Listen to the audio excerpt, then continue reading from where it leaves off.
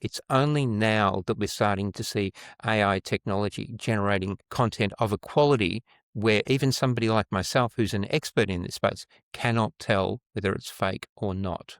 So we've set up an environment where we make it impossible for our clients to deliver AI-generated content to journalists. So journalists are guaranteed of the quality of what they're getting, and it's fully verified. So it becomes the one source that they can depend on, that they're getting the right information in the right format, and it's authentic. No AI generation, no AI changes to the content.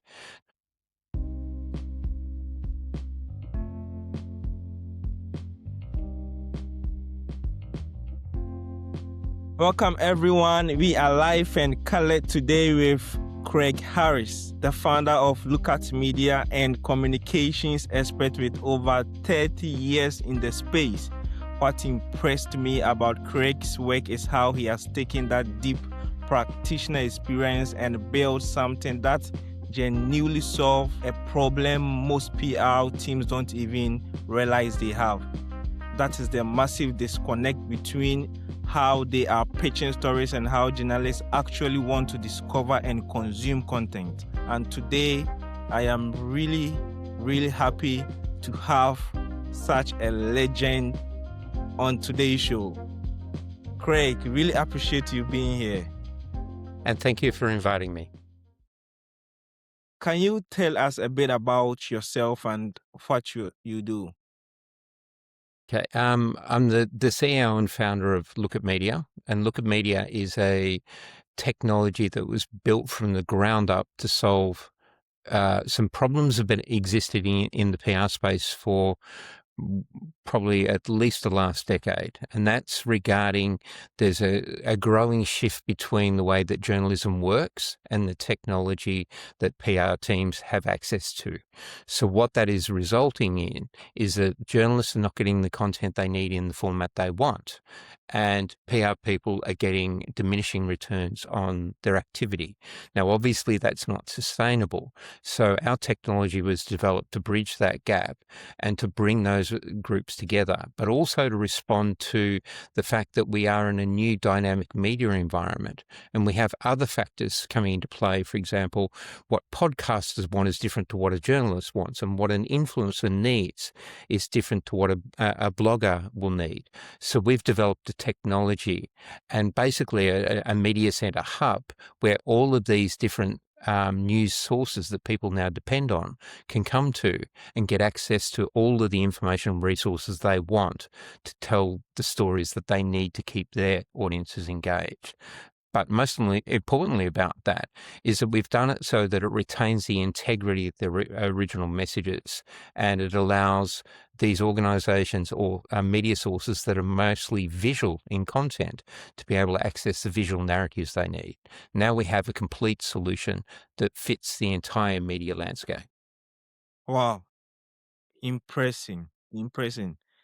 You, on your website, you've said your branded media center is built to remove friction for journalists. When you look at most brands' current PR setup, what friction are they unintentionally creating? The stuff they don't even realize makes journalists' job harder. Okay. We've done some research on, so the news pages and news sources are still within corporations and organizations are an important source of news for journalists. So if there's a breaking story or something happening, journalists will jump online, and this happens with bloggers and influencers as well. They start using search criteria to find information. They often end up at a news page or newsroom within an organization. And a lot of these organizations have these newsrooms in place. But when you look at it, they're not kept up to date. Even the best organizations, when it comes down to things like images and videos for the journalists to use, they're not media compliant. In fact, less than 1% of the newsrooms and media centers out there today have media compliant content on it in terms of the visual narratives. Now, that's crazy when you think about it. It's a relatively simple fix. journalists go there and they might see an image, and we've seen it with the biggest tech brands in the world. They have the slickest sites you've ever seen for news. You click on the image and it'll say JPEG 4. Now, it won't tell you what the image is. It won't tell you who created it. There's a list of things that photo editors must comply with to be able to publish this content. And these images and assets don't have any of that. They're also not the right formats and so on. So what happens in the normal news cycle? Someone will send out a press release and they might send up a package of images. And the journalists know these are the same 4 images you've sent to 100 journalists. I don't want to use these images. So the first thing they do is they reach out and say, what other images can you give me? And this starts an email back and forward that can take a week to resolve. The problem is the journalist is up against a deadline 2 hours later, so they're not going to use those images. So they'll go somewhere else, or they'll just use a stock image to do. And the problem is when these journalists are competing against social media, if they don't have a compelling visual narrative, they're not going to get people to read their content. And that is part of the reason that we've seen a drop off in people using traditional media sources. So we resolved that. So the first thing that we built was a media center that had an integrated digital asset management system, basically a photo and video library. Journalists could register to go in, get access anytime they want. And once that happened, it completely changed the dynamic. That was the first fix that we focused on. The second fix is what we now have in place, which is the AI component, which we can talk about later if you'd like. Wow. It makes so much sense because today the friction often isn't the story itself, it's the logistics. And if a journalist has to wait hours for a high resolution image or a video permission because of email tag, they might just drop the story for someone that has high access ready right now. The friction is literally just the waiting time, I guess. That's part of it, but it's also the other part of this equation is understanding what journalists are writing about. Now, a lot of recent research shows that journalists are saying that PR teams are not personalizing content. And the assumption is that means that you're not covering my beat or you're not putting my name in the press release. That's not what they're talking about. What they're talking about is understanding what my audience is interested in and what I like to write about, what I cover, not the beat, but the specific subjects that I'm interested in. So we built a technology where we have a massive media corpus and we've trained it on the language of over 1 million journalists. So we can identify exactly which journalists are writing about which subject now and how they're writing about it. And we can find them and deliver your message based on what you're writing about rather than looking at somebody's beat. So we start with the concept of it's your message, who is going to write about it, but not just that, who's going to write about it in a positive way. So we identify those people, we show you why we've picked them, and then you can send your email, your press release directly to them in their language to their audience on a subject that they're passionate about right now. Now that's a first. It's never happened before. So all of a sudden, that friction point is now gone. So when they see this press release in their email, they'll go, well, we've seen these from this client before or from Lookat Media before. We know this is right on the money in terms of what we want to talk about now. So they don't have to go hunting for the story. We know what they want to cover and we deliver that story into their inbox straight away. Wow. I still want to lead on to the friction part. Do you think the friction also comes because brands are afraid that if they put their photos and videos on a website for anyone to download instantly, the journalists might use them in a bad way? Or are companies finally relaxing and letting go of that control? That's another part of the equation, and this is very much a 2026 problem. Now, it's starting to hit, and it's going to hit all organisations. It's starting to hit. We're seeing it in the government space and so on. And effectively what we're seeing is that fake images and fake video content I think it's now has its own name, AI slop, is starting to penetrate everywhere. And the problem is that it's getting harder and harder to tell what's real and what's not. So if a journalist sees a breaking story and they jump onto it and they download a fake video or a fake image and then they create a story about it, that's their reputation gone. That's the reputation of their publication gone. So this is a scary environment for the media, but it's also a scary environment for organizations, because if somebody takes my brand and does something with it that I don't know about and puts it out onto social media, or they're just trying to undermine what we stand for, then I've got to combat against that. Now, that's a problem that is a new problem. And with the visual content, it's a 2026 problem. It's just starting to emerge now. It's only now that we're starting to see AI technology generating content of a quality where even somebody like myself, who's an expert in this space, cannot tell whether it's fake or not. So we've set up an environment where we make it impossible for our clients to deliver AI-generated content to journalists. So journalists are guaranteed of the quality of what they're getting, and it's fully verified. So it becomes the one source that they can depend on, that they're getting the right information in the right format, and it's authentic. No AI generation, no AI changes to the content. Now, that's going to be a pretty effective thing and pretty important thing on things like everything from elections to new product launches and so on. It's going to change the way that these it doesn't matter whether you're an influencer or a podcaster, you want to be able to get the authentic content and the authentic stories. And this is going to become a friction point. If I'm spending half my day chasing down to see, is this a real image or is this a fake video?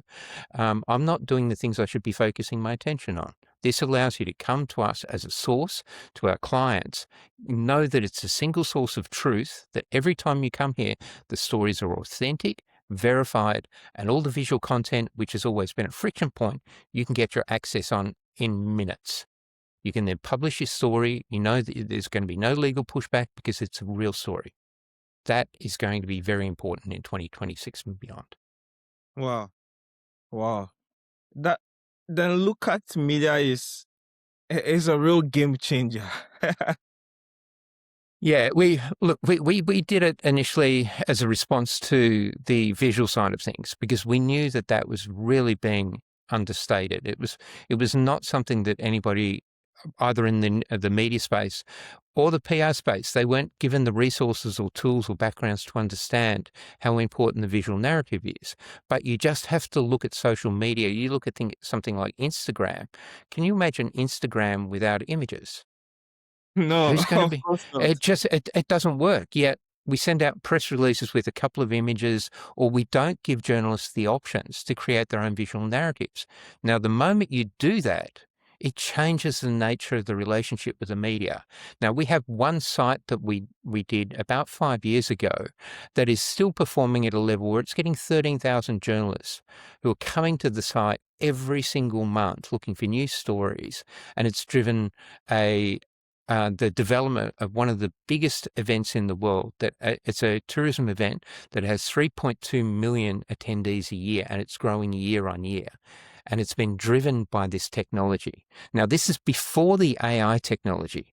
It just shows how powerful giving access to journalists the images in a format that's compliant, how much that's changed the media environment. Now, add on the AI layers that we've built now, the technologies, and the fact we built something that is media compliant from the outset.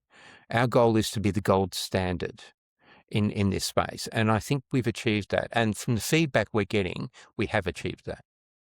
Wow. You talk about giving journalists storylines, which basically means giving them a head start on a bigger article. How do I make sure those ideas are actually useful to a reporter who is in a rush? And where do brands screw this up? Do they try too hard to make the stories all about themselves? Well, that's part of what we've actually done with our technology. So imagine that those of you who have used ChatGPT and so on, you ask it to write a story in the voice of a particular journalist. So you could do this yourself. Find a journalist and get them to write a story. And you look at it and you go, well, I'll get it to write the same story by a different journalist. You look at it in this environment, the stories look almost identical. Large language models can't do this. This is where vertical language models like Lookat Media come in. We've built a media model that is trained for each of these individual journalists. So imagine we have a language model of over 1 million journalists that is their language model. It's built on their content, the way they talk, the way they think. So when you compare that to the large language model's results, there's no comparison. But more importantly, if you want to keep your story, the integrity of your story right through to publishing, the best way to do it is to do a lot of the hard work, the heavy lifting for the journalists. So when they get that story, they might look at it and go, well, this is the way I write it, so I'll just change 2 lines and I'll publish it. Oh, I've got access to all these images and videos. Cool, I can put 5 or 6 images in here. This is going to increase my readership on a single page from top to bottom by 600% just by putting 2 to 3 images in there. So all of a sudden, we're making the whole media environment something that is much more engaging and much more closely aligned to the things that have got people's attention in social media. Well, that's honestly fascinating. It sounds like you are using AI to scale empathy rather than just scaling volume. Um, Yes. Most people, most people use AI to blast more emails, but you are using it to make each email actually readable. It really highlights the translation tax that journalists usually pay. Normally, they have to read a corporate press release and mentally translate marketing fluff into journalistic narrative. You are basically like doing that heavy lifting for them before they even open the email. But Yes. So effectively, what we've done is we've re-engineered the whole concept of a press release. I mean, part of my background in communications, I do this exercise every few years where I go back in and I find the best trainers in the world to train me how to write a press release. And so I can tell you the evolution of the press release for the last 15, 20 years. And that experience, I've been gathering all that information up and I can see the evolution and what they're trying to do. But right through the process, to me, it never really worked properly. I mean, a good response to an press release is a couple of percent at best. Now, based on our research, we can increase the uptake of one of our press releases against a traditional one by 300 to 500%. Now, for a PR firm, that's massive. That is an absolute game changer. If I can do the same activity, do it better, do it in less time, and also increase the uptake of stories by 300 to 500%, that is huge. But also, we identify who is going to write about this in a positive way. So we can tell you who's going to cover this in a negative way. You can starve them of information and you can feed those sources that are going to give you the coverage that you actually want. So now the integrity of your story remains intact. And then we don't just stop with the journalist. We then create a press conference script in the voice of your spokesperson and all the social media content. We've created news language models for 6 channels so far, and we're going to continue to do more. So we rewrite that press release and we can publish that out to social media as well, but in a news format that's appropriate for each channel. So that's all done in one step. wow, that is a massive shift from the old model. I'm curious, walk me through what that means operationally. How does your vertical model lends a journalistic voice?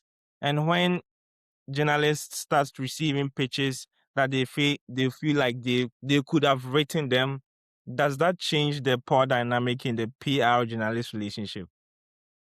Yes, there's been a lot of debate with journalists about the role of AI, and we're looking at we have developed a product for newsrooms, as in for broadcast, because they've seen the integrity of the language model we built, and they want to use it internally, so they're going further. And we also have some major journalism courses in the US who are looking at using our technology to train journalists and use that as part of their curriculum because of the integrity of the database that we're using and the quality of the outputs.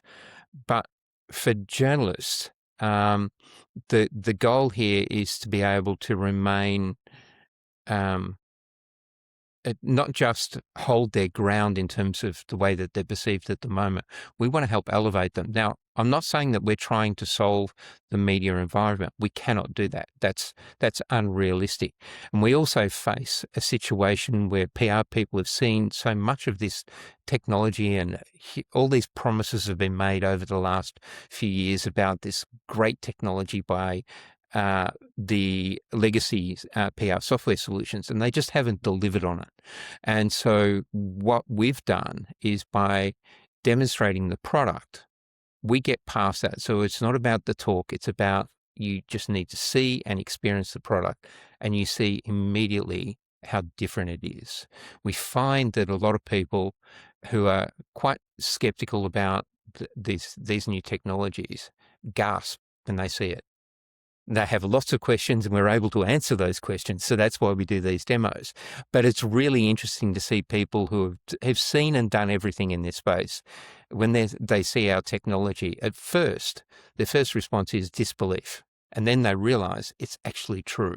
And that's been a really rewarding experience for me and my team as well, to show that the vision that we had initially, it's right on the money in terms of what they're hoping to achieve. And more so, a lot of what we're demonstrating is beyond their wildest expectations. You know, I love the fact that Steve Jobs used to do something when he would focus group people on a new product. Everybody in the tech space beforehand would ask people what they wanted. And if you go back as far as the 50s, Ford developed the Edsel car based purely on focus group testing. And once they built the car, nobody wanted to buy the car. So it's never a case of giving people what they think they want. You need to be able to explain what that future can look like and then demonstrate it to them. And then you can find out how they respond to that. That's been our philosophy as well. It's not a case of, well, what could we improve on existing technology? It's a case of, we have this vision. This is how we want to bring it to market and to help you in your role as a PR person, but also to help journalists. How do you feel about this? What's your response to what we've developed here? And the best way to do that is to do a demo. And when we do those demos, they're like, generally the last question they ask is, how quickly can we get our hands on it?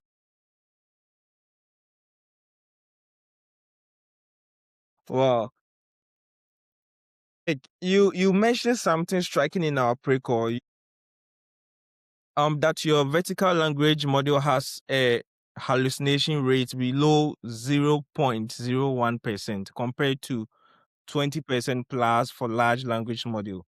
When you are advising marketing teams who have been experimenting with ChatGPT for press releases or content brief, what's the conversation like when you explain why that 20% hallucination rate is actually a catastrophic risk in high stake communications?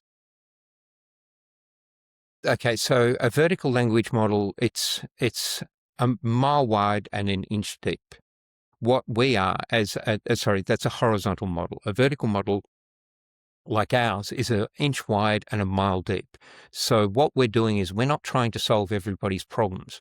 Ours is not a technology you go in to write a poem to your dog to, or to rewrite your resume. It does one set of things, and it does them extremely well. And that is replace the current, or re-engineer the current PR model to be more aligned with what journalists and what other sources of news need today and will need in the future. Now, by starting with that, we started understanding that one of the first things that we have to overcome, large language models have hallucinations for many different reasons, and some are better and worse than others. They're all working to improve those, but they're always going to have the problem that they're sucking in all this information from all of these sources, and they have to get efficient in terms of how they process it. So they make some shortcuts, and those shortcuts can lead to things like hallucinations or facts that are not verified. as an organization, the one thing about PR is it's high risk. Everything you do is high risk. Whether you're launching a new product, whether you're talking about the services you have, whether you're responding to a crisis, everything you say, everything you do, every fact you make has to be 100% accurate. If not, it'll spread through the media ecosystem like wildfire. And so we've built a model where by just focusing on media content, we've made sure that has the integrity in terms of the writing style and the types of stories and how the stories are told. But we've also built something called fact locking. So the user puts in the facts. We don't take facts from external sources. They have to come from the user. So they're verified. And then we lock that into the process. And by doing that and some other things, not only do we have an error rate of below 0.01%, and we have to say 0.01% for legal purposes, but we've never had an error in all our testing. And you get something that feels like it's written by a journalist for a journalist. It feels right. And that's what we've focused on. And the facts are your facts. And one of the biggest issues with all of these organizations now is something getting spun outside of the realm of your control. So I might send out a press release, and you might find a journalist who wants to cover something in a way that you never intended it. So it's taken out of context. All of a sudden, the story's spinning in a direction you have no control over. By having a media center, you have that single source of truth where you're publishing the story with the visual narrative the way you want it to be seen by the world. You're also delivering it directly to the journalist. But now you can say, no, that's not the story. This is the story. And where it gets really interesting, and this is very much a 2026 thing, is our language model and the way we built it is designed so that other language models can use our content for citations. So that what you're going to see is that the content that's published through our technology will be similar in terms of the way it's viewed as major news organizations around the world. And so that if you want to control how large language models, which by the end of 26 could be as much as 40% of news could come through those sources, you want to be able to make sure that the information that picking up is the way that you want it to be seen and read. And our technology is the first of its kind in our space to be designed for that specific purpose. I want to go back to the fact that you said, okay, so when the PR is putting the information in the system, is their fact. How will the digital system detect if that person maybe collected the information from an external source? Is it possible for the digital system to detect, hey, this is fake? No. And there's a good reason for that. With this sort of technology, it's all about lines of demarcation. So the line of demarcation for us is you put in the facts. Our job is to protect those facts in terms of the content we create and how that's amplified and delivered to specific sources. Your responsibility is to get the facts right. Now, what is happening, which is disturbing, but it's not our problem, is the fact that people are using these large language models for research purposes. It is the responsibility of the clients. If they're putting research in, it should really be coming from them. It shouldn't be coming from a quick shortcut of grabbing something online. It's unpredictable. It's a dangerous way of doing things, but it's their responsibility. If they want to go down that path, that's up to them. But we can't control that, and we don't want to control that. What we want to do is say, once you've got the right facts, you put them into our system, we'll protect them for you, and we'll ensure that they go to the right sources at the right time in the right format. And I think this is a really interesting thing. I've seen research recently around how much journalists and PR are using these large language models for research. And it's already proving to be incredibly problematic, and it will continue to be. So I think that's a separate problem, and we're not looking to solve that. However, at the start of this whole process, we have technology will do threat and opportunity analysis. So we look at the entire media environment for each of our organizations using our technology, and then we find where their stories are, and we can identify if something is a fake story. So we can then notify them that there's an emerging story in the media landscape. And if it's on a, like it's very low, we'll say, just be aware of it. If it's the velocity of this story is growing, we will notify them and give them an idea how to respond so they can get ahead of that fake story, and especially get that information out quickly so it can be picked up by AI, large language models, so that it's Wow. not embedded in these large language models when somebody looks through 3 months down the track and looks something up and they see this fake story. Now, that's already happening. So the preemptive approach of understanding the velocity of these stories and figuring out how to respond to them, that is part of what we do. But we don't verify the facts. We can verify what stories are out there. We can help you understand whether it's a real story or whether it's a fake story. But when it comes to facts in your press release or your social media, that is 100% your responsibility, which is exactly the way it should be. Wow. Yeah, that was a really sharp distinction. And I like how you didn't frame the AI thing as good or bad. You framed it as risk management and trust. And that's a much more mature way to think about it. And it also relates to how reporters are thinking about their job as a journalist. In paid media, there is a lot of room for experimentation and iteration. However, in earned media, you do not have the same room for error.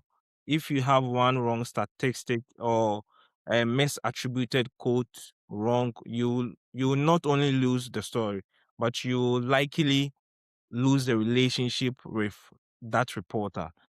So when you are building a journalist ready content system, what are the trust artifacts you think every brand should ship with their content? Like Okay. saying proof or what?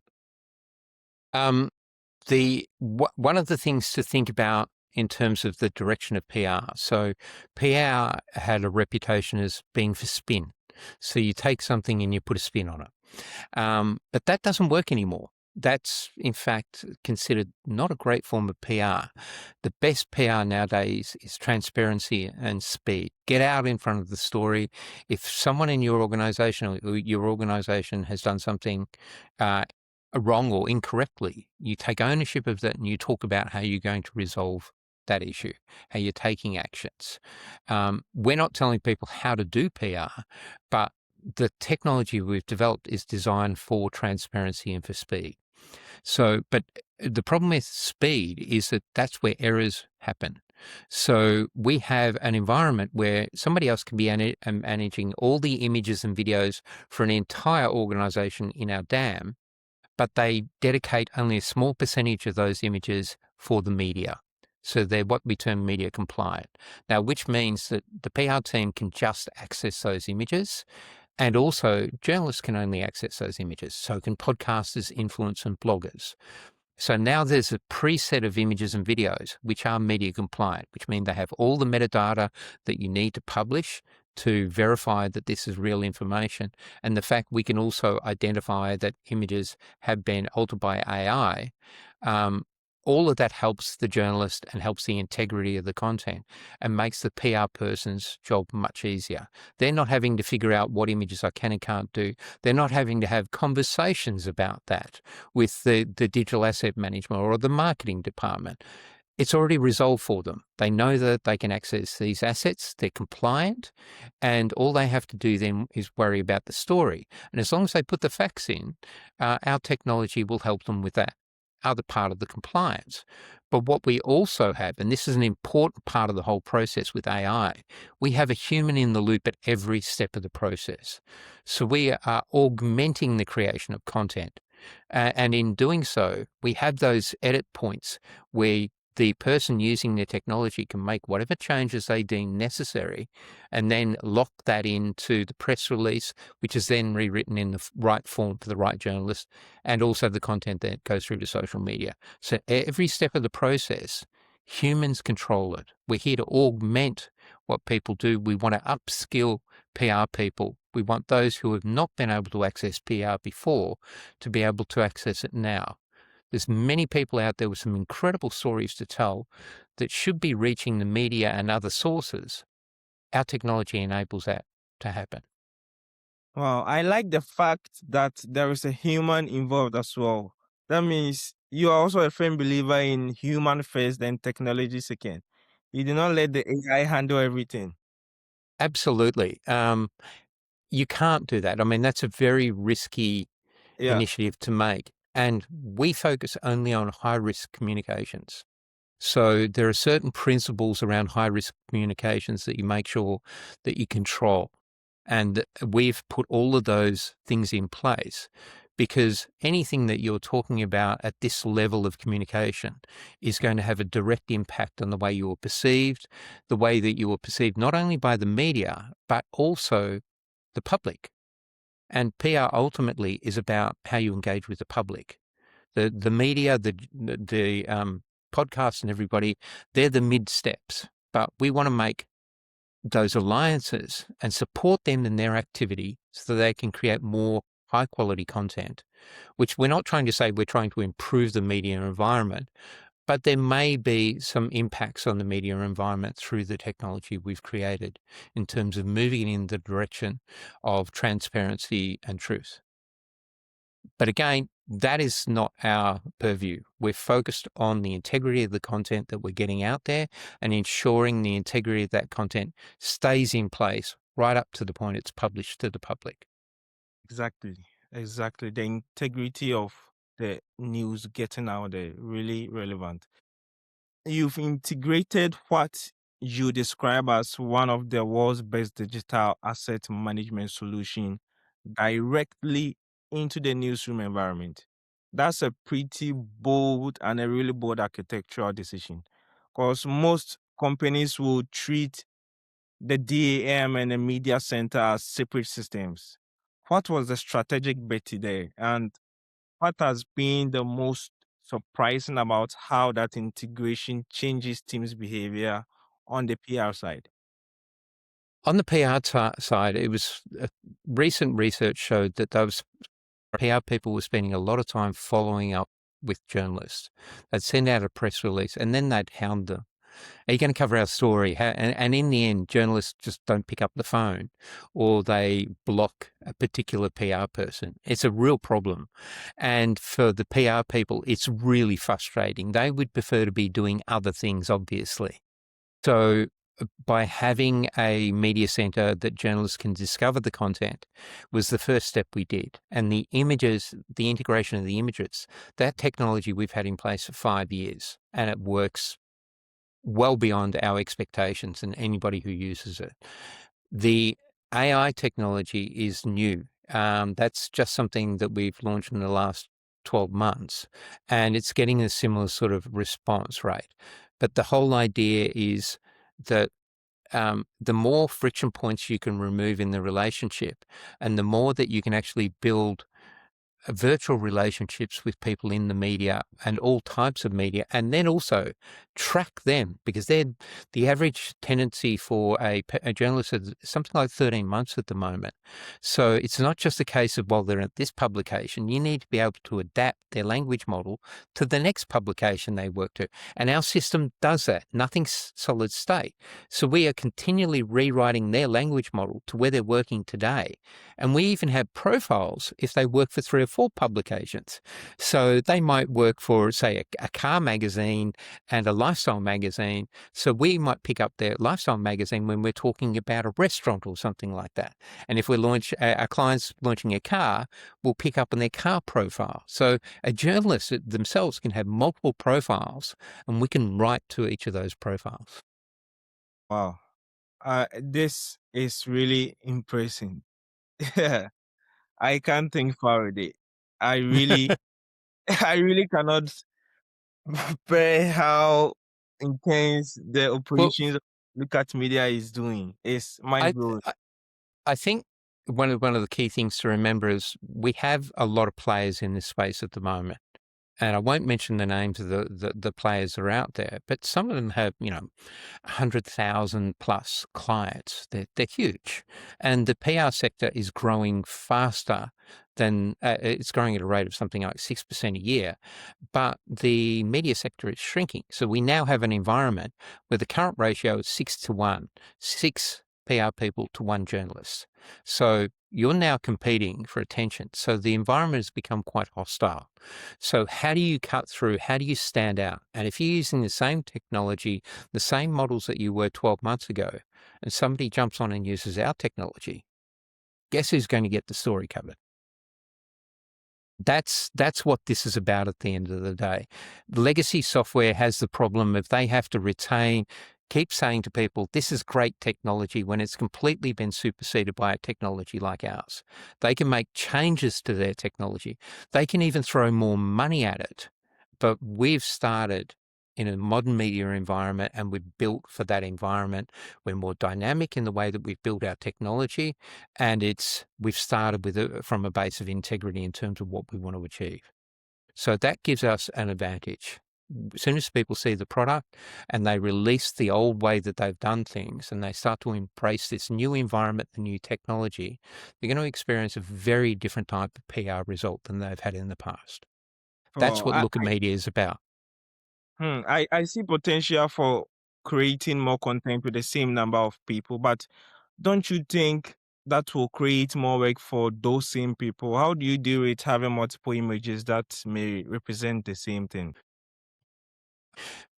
This comes back to even when they're covering major news stories, journalists have limits on their visual content they have access to.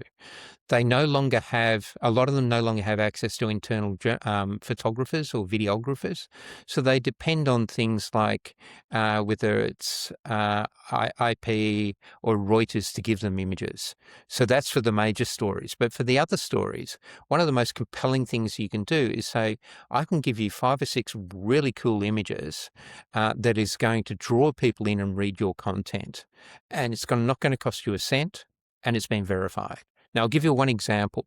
So if one of our clients is a tourism body that's had massive results from what we've done, but let's say there's a journalist who is coming up against a deadline, a digital deadline. They've got 1 hour. They've got no ideas for a story. They go to this media center and they say, okay, I'm looking for road trips in New South Wales. And they do a search on that and 20 stories come up. And they look at that and they go, oh, cool, I'll grab the first line of that story, grab that image, the second line of that one, that. Then they, in about half an hour, put together a listicle of the best road trips in New South Wales in September. It's done. It looks visually stunning. Everybody in the organisation goes, this looks great. This is going to get a lot of attention. It takes them no time. Then they can get back to the other stories they want to do. So because the other issue is journalists have a lot more content they have to produce than ever before. So it's a lot for them to focus on these things. We give them a bit of relief. We're not going to cover all of the stories they cover, but if we can save 15, 20 hours a week for the average journalist by using 3 or 4 of our stories, that frees up a lot of time to get into investigative journalism or the stuff they actually want to do. So it liberates not just the PR team, but the journalists. The same thing with the podcast. You know yourself how hard it is to get good, talented people for these podcasts. With our technology, it makes it really easy to find videos, see what people are about, read their point of view and so on, and then link in and say, great, you're the right person I want for a podcast. Exactly. Oh, I'm also curious about the push notifications and the PWA features on which I saw on the website. That's the ability for journalists to essentially turn a media center into an app on their device. That feels like Sure. you are talking about persistence and habit formation, not just some one-time access. What kind of engagement patterns are you seeing when journalists enable that, and how does that change the rhythm of PR teams think about their daily content calendar? Sure. Imagine the scenario. So it can take anywhere from 6 days to 6 weeks for a press release to get published. In the news, that's an eternity. So if you need to respond to something quickly, whether it's a crisis or a new announcement, you don't want to wait 6 days or 6 weeks. And there's no Exactly. guarantee that it's going to get coverage. You're only going to know it's been covered when you physically see it in the publication. And by then, Yeah. it could be way too late. And that doesn't keep pace with social media. So what we have is in the media center, there's a simple opt-in for journalists. With one click, the app goes to whatever device they're on. Now what happens is when a client publishes a story, they can either have it automatically that it goes out to any journalist who has opted in, or they can pick which stories they want to send out. So if I've got, if it's a crisis, I want to respond to that journalist instantaneously. I don't want to wait for him to go and look at his email. I want to be able to send him an instant note, so like an app notification, and that's what this is. So and the research shows that 87% plus journalists look straight at their device when they get one of those notifications, so that if there's a breaking story, whether you're an oil company who's had a fire at a refinery, or whether you've got a new product that you want to launch, or you've listed a company, or whatever it is, something that has that sense of urgency, you send it through this system, and that journalist, it's in their hands in a split second. They can then click on it, go straight to the media center, grab the PDF or the text file, grab whatever images they want, and that can be published in a couple of minutes. Ooh, kudos. Wow. So we are sitting here from a year or 2 years from now, let's say between 3 and 5 years from now, and Lookat Media has had the kind of year you are hoping for. What does success look like? Success looks like that we're a major player right across the entire media landscape. That a lot of the news that you're seeing through the traditional news sources, they've been revitalized, because I think a lot of them are actually doing things at the moment. We're in conversation with them in terms of how they're going to improve their models going forward, in terms of what they deliver, how they deliver it. We hope to be a part of that with most of the major organizations in the US and around the world within that time frame, so that we will help create the news. That's the first part. We want to have it so that all of the major journalism schools in the US around the globe have adopted our technology as the gold standard to educate their students. So when they come out as journalists, they straight away can start using our technology. Mind you, it takes you like less than 20 minutes to learn our tech. But we also want to have it so that those courses for PR and for strategic communications are using our technology. So all of those students come out with the best technology and the best understanding of how to use this. And so that we have an entirely new generation of people using this technology and who have embraced a lot of those core values of journalism, and it's starting to impact in terms of what we see in the world. The biggest problem of AI and AI-generated images and videos is not that people will believe those images or videos, is that they'll begin to believe nothing. And that's a scary situation. If we're talking about politics, we're talking about environmental concerns, we're talking about social concerns, if everything people see, they think that it's fake or I can't trust it, then that starts to cause some pretty systemic problems in Yeah. society. And so we want to be part of the solution here. We have a bigger goal. We don't want to change the environment, but we want to be a part of that process of change. And I think we can actually do it. I think the technology, and most importantly, the mission we have as an organization, will help everyone. We're looking at those triple bottom lines. We don't think that the same technology that can help you sell more jeans shouldn't be the same technology that can actually prevent environmental degradation, or it can help ensure the integrity of elections. We think it can do all of those things if all we want to do is put the right technology in the right hands. And I think there's enough good people out there in the world who use it in the right way. And that's where we see the world in 5 years. That's our role in the world, at least. Yeah, because it is really fascinating. Earlier on today, my brother showed me a video on Instagram. The original audio was in Portuguese, but then I could change the English, I could change the language to English, and I could see the mouth talking in English. And a lot of new models coming. You can, as I'm talking to you now, I can also change myself into a whole different human being. Yes. It's called character AI. Yes, I know what you mean. Yes. I think it is not safe at all.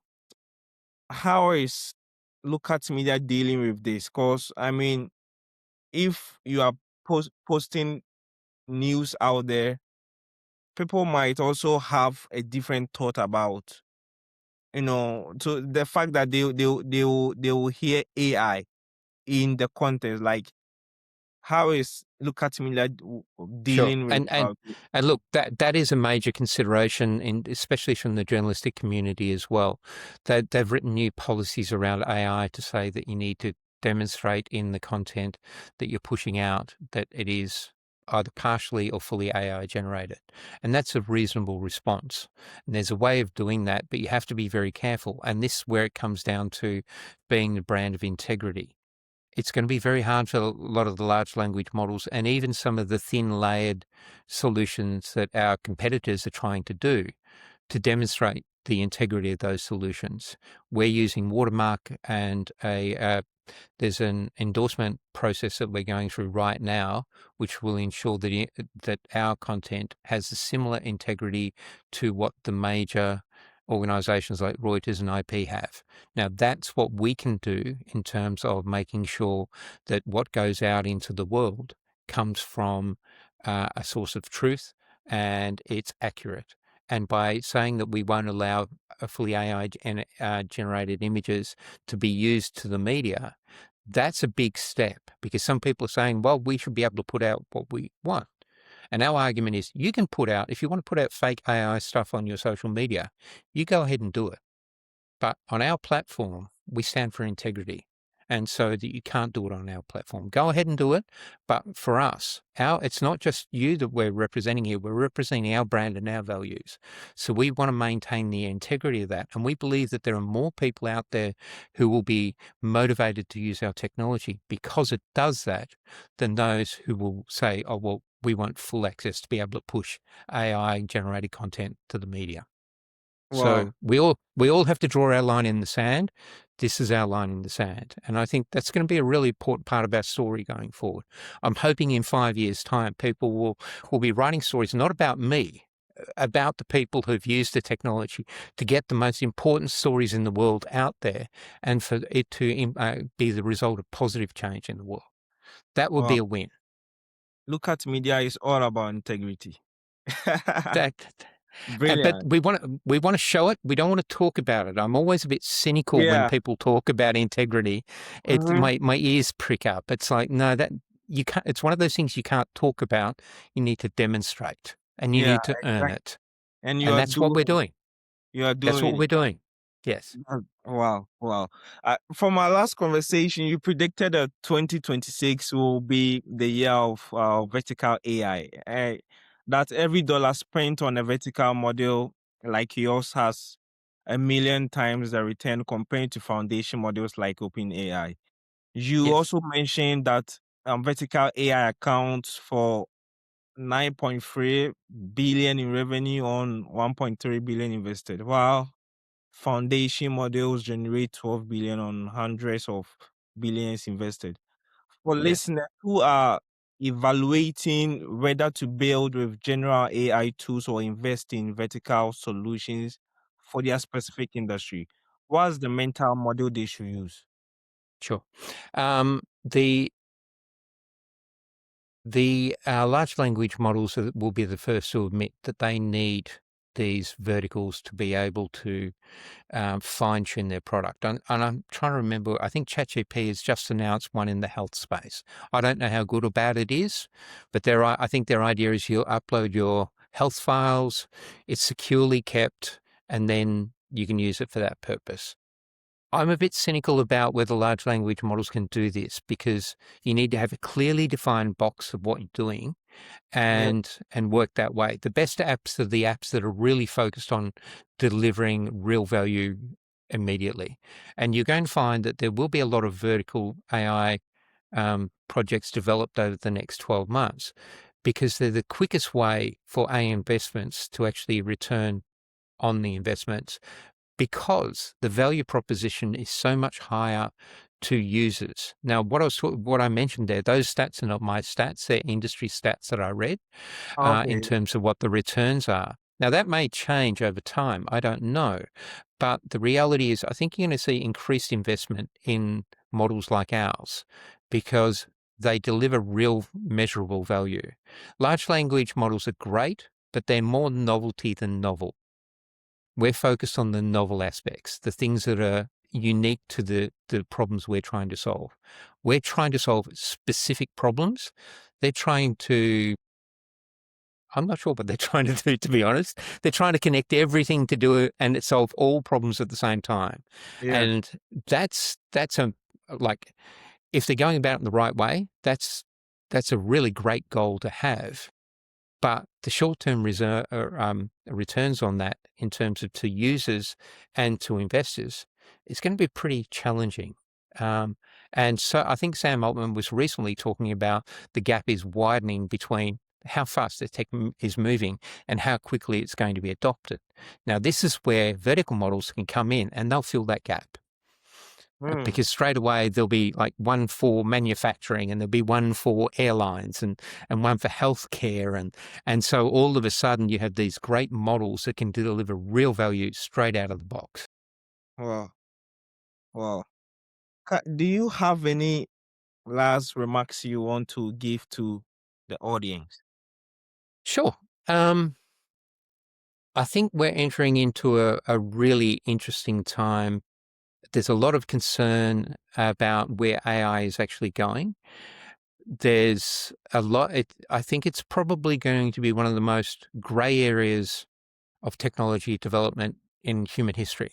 We just don't know where that's going to be in 5 years' time, what that's going to actually look like. My suggestion would be don't get too focused on that. Focus on what you can do now. What are the problems that you can identify today that AI can actually resolve and go deep? Solve the hard problems. Don't focus on, summarizing my emails. I don't care about that sort of stuff. I care about the stuff that will have a genuine impact and where AI is going to be at its best. So think about those problems and think about if you want to go into this space, do that. If you're looking into understanding how to engage with a new media environment, I think that's a conversation you may want to have with us at Lookat Media. So we're happy to set up demonstrations and talk to you about those sort of things, the specific problems organisations have. But I think, look, I'm an eternal optimist. I always think that there is, if you have enough of the right people doing the right thing, you can move mountains. I think there are enough people out there, and I think this year might be the time we start to see those people emerge. It's not going to be the tech bros. It's going to be people who have smaller goals who are going to come out and do extraordinary things with AI. I think that's something to be very optimistic about. And I know Wow. we are. Exactly. Of course. Of course. Thanks so much for sharing your mind on the subject matter. And I believe that Lookat Media is doing great and it's gonna do bigger things in the future. And the revolution it is bringing in the PR and the journalist world is gonna be real, and people are gonna feel the integrity of it. People are gonna feel the truthfulness of it. And I am really glad and elated on what is gonna turn out to be in the Thank future. you. Thank I'm you. really how many countries has it been able to invade yet? I'm not sure I'd use the word invade, but our goal is we've got one project we're looking at the moment, which is 120 countries and 72 languages. So that's the start. So, and we will build from there. But if we can We plan to do that this year, have 120 countries that we're actually working with, because I think we can have global impacts in terms of what we're delivering. And the multilingual capabilities of the system, which have already been proven, it's going to help in a lot of other places. It's not just the US, it's not just Australia and the UK, those traditional PR markets. I think you're going to find Africa, Asia, anywhere you can think of, will benefit from the technology that we've developed. And also where we're actually going with it. We haven't finished. We're still just at the beginning of this process. We have the technology, but this will never cease. This is a marathon. Wow. This is just the beginning, guys. This is just the beginning, and you haven't seen anything yet. No, that's right. Big things are about to happen. If you are a PR here or someone who is in the journalist space, marketing, advertising, you definitely want to try out Lookat Media. I'll put their link in the description below. So feel free to have a demo and explore this great technology. It was a pleasure having you on today's show. One of the best conversations and a product I've ever seen this year. And Well, thank you. I'm really happy to have you here. The Thank only you. other note I would say is these things are never the product of one person. We have an incredible team of talented people. And if you can find people who believe in the mission as much as you and who Yeah. put the work and effort in, you can move mountains. You really can do extraordinary things. You can't do it by yourself. You just can't. You need to have those people. So I want to thank those people for what we've achieved to date and what we're going to achieve in the future. Also, I want to thank you, Kwame, as well. It's been an absolute pleasure to talk to you today. You're welcome. You're welcome. It's been a pleasure also talking with you. And guys, let's take this serious as well. The people we build with are also really relevant. The people have to be aligned in the culture which you've created. They have to believe in the dream that you have as well, so that together you all can build. All right, so that will be a wrap for today's conversation. I'll see you all in the next episode, so let us stay tuned. See you in the next episode.